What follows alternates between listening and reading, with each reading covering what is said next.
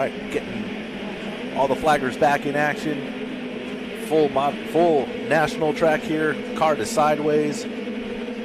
Runs off the track. Gate about to drop here for the 85cc 9 to 12. Got 41 entries here. Full gate of these little kids. Look like a KTM with a hole shot. Keep an eye on him. See if he maintains his lead around the whole entire lap. We'll try and call him out for that hole shot win. Sun getting low, shadows getting long. That sun getting lower, you can really start to see the definition of where all the braking bumps are, the acceleration bumps.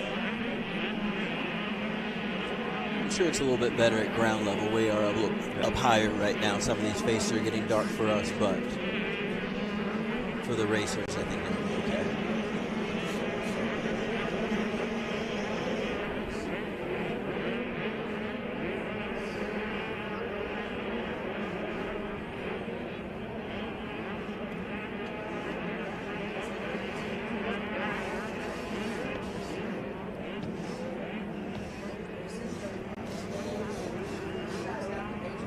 Only a few more races left for the day. We are on race 15, I believe. So then we have followed by the women's 12 plus and the final moto of the day, the 125 12 to 17 BC. Ooh, that'll be a wild one.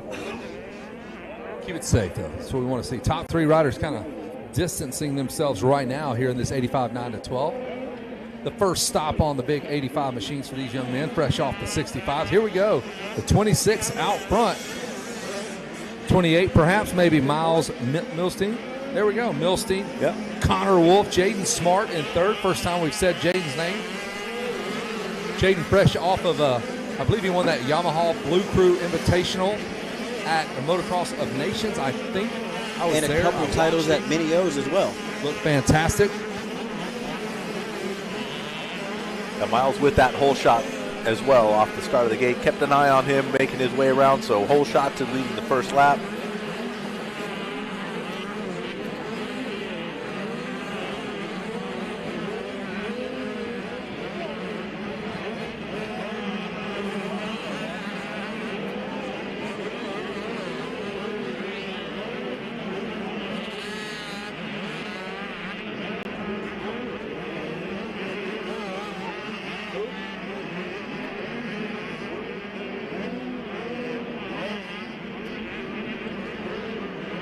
Business early on. Connor Wolf, Jaden Smart, but it looks like we might, well, it's hard to tell. I'm looking at a different part of the racetrack. Looking at our leaders, it still looks like it's Smart in third, kind of taking his time, not being impatient here. You can throw a race away. And as you get about, it's deep into the day to have not seen Jaden Smart. This is the first time we've seen him race all day long. That's several motos, 17 motos or so. Yes, definitely a challenge for him, but great racer. Like you said, he has a fantastic. His track record is pretty incredible. I think he won a couple classes at Mini O's. I saw him out front a bunch. And, what I think I saw him do at the Blue Crew race at the Motocross of Nations was electric. He won that race wire to wire, I believe. I was in the crowd for that. I mean, the crowd was even going nuts for that race. All the kids from all over the place in front of that crowd was electric. Nope, that's Smart now. He's jumped up to the number 2 spot, so he's moving now. Looks like the 28 has flip-flopped back to third. Connor Wolf now your leader, and he is going to have the pesky Jaden Smart to deal with here momentarily. That is so hard to do. Coming out of that right-hander, it is so choppy. You've got to get your butt up off of that seat and get ready for that step up there. It is tough to hold on to that motorcycle in that rough kind of chop. Yes, they fixed that actually after practice too to make it a little bit safer because it started getting rough and everything. So they're looking out for that, and that's right after the mechanics area. So you get that motivation from your parent, your mechanic. Hey, let's go. We got to fight. We got to dig. And one of the closest, tougher jumps out of the turn. So right there.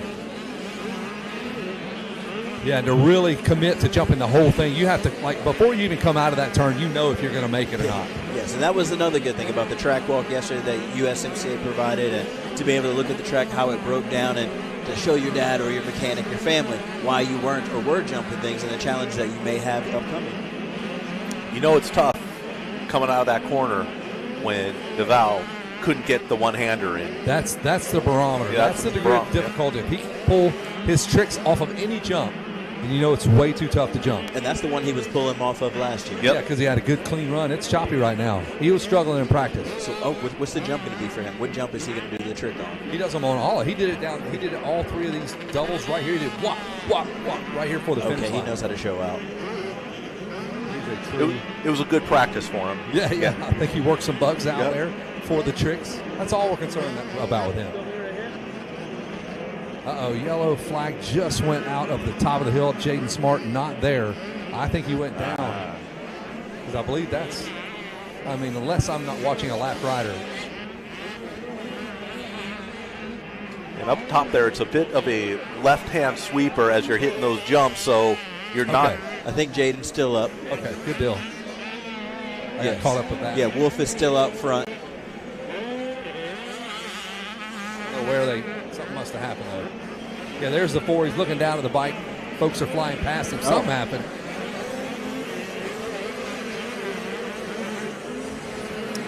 So there's Nixon Meineke, and Smart is behind him, more or less. So he's still on 2 wheels, but he did have some issues. So Wolf and Milstein run 1-2. Craven Earl is 3rd.